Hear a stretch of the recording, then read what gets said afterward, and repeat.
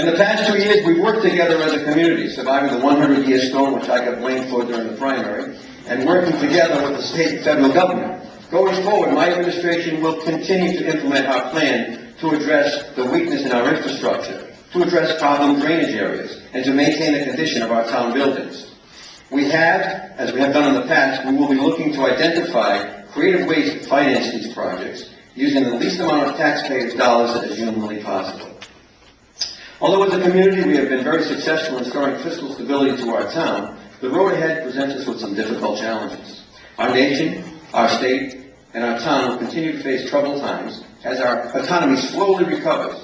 Johnston will come back, and will come back strong, along with the other cities and towns working together with leaders from the state. We will emerge stronger than ever. After all, we are Rhode Islanders.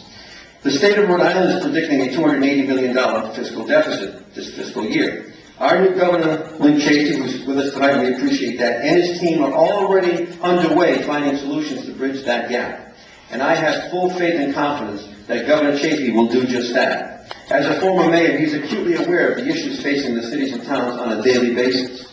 I'm encouraged by his genuine concern for Rhode Island cities and towns and his concern for all Rhode Island taxpayers. Governor Chafee knows that if the state continues to cut aid to the cities and towns, the homeowner property owners will be burdened. And Governor, I will say to you with all confidence, with our coalition of mayors, town managers, and administrators, we stand by your side because we support you 100%, because when you succeed, we all succeed. Thank you very much.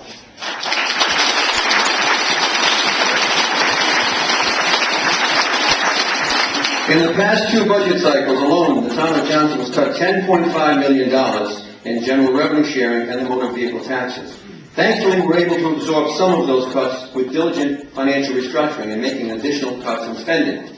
However, we cannot simply withstand any more cuts in state aid. Our resolve will continue to be tested once again, but I'm confident that working together with the town council, the school committee, and of course the state officials, we will find ways to consolidate our resources, and we will find solutions to make government smaller and more efficient without cutting services to our citizens. I work with my staff on a daily basis monitoring spending and ensuring that all departments live within their budget. In my administration, the word overspending is not in the dictionary. We can no longer operate as was done in the past, spend, spend, spend. My administration will continue to guard your hard-earned tax dollars in these tough economic times, and we will stand tough. Spend only what we need and only dream of what we want. We will continue to be vigilant with spending, and we'll be steadfast with our financial mission and strong resolve. As I've said in the past, I ask for your patience, support, and prayers.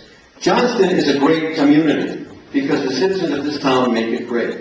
In closing, I want to thank a few people, because without them I wouldn't be up here able to brag of all the good work we did. And I also want to thank the Johnston school teachers who have done a tremendous job, and I want to thank them for coming to the table. Let's have a round of applause for the Johnston school teachers.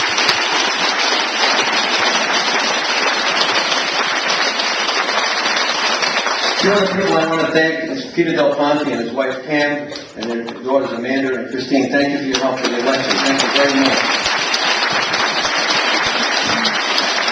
Also, I want to thank Ani Vecchione. Ani, thank you, and I know that you got your phone on because of the snow, so Ani gets all the phone calls for the snow.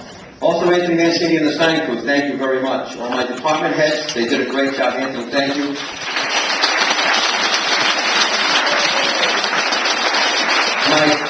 To my dear friend Doug Jeffries, my new chief of staff, Doug, I want to thank you for letting me fib to you, saying this was an easy job. So, thank you. Thank you. I also want to thank the union president for the IDPO Local 307, James Seymour. James, thank you very much for coming to the table, not once but twice. Thank you. And also Luke Prada, who's also here to represent municipal work. Thank you, Luke. And a person who keeps my administration office under control at all times with her patience or compassion for all the citizens who walk down the hall ready to yell at me for some reason. I don't know why. But she calms them down, and that's my administrative assistant, Janet Whiteley. Janet, thank you very much for all your help. And to my campaign workers and volunteers, there's over 120 of you. There's too many names to mention, but you're all, many of you here. Thank you very much, because you made our victory huge, thanks to all the workers. Thank you again.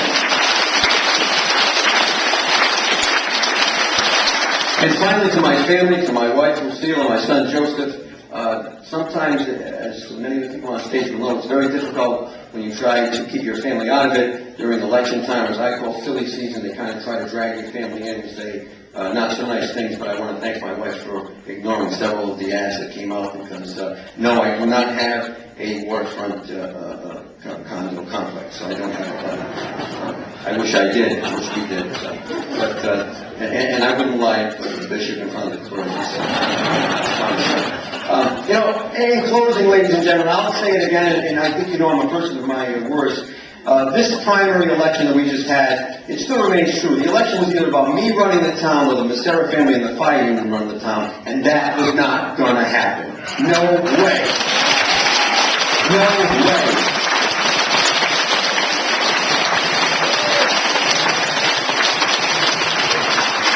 And of course, the general election, I get silly once in a while, but that's, you know, that's my motto, keeping up the good old boys from the bad old days, and now I got to deal with their offspring, but that's okay.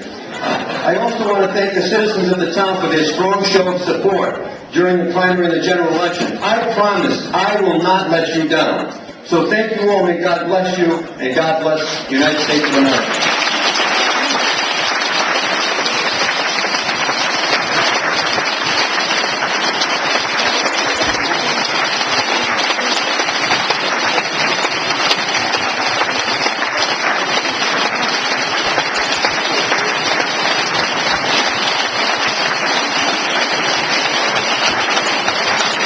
Ladies and gentlemen, one of the good guys, your mayor, Joseph Polisena.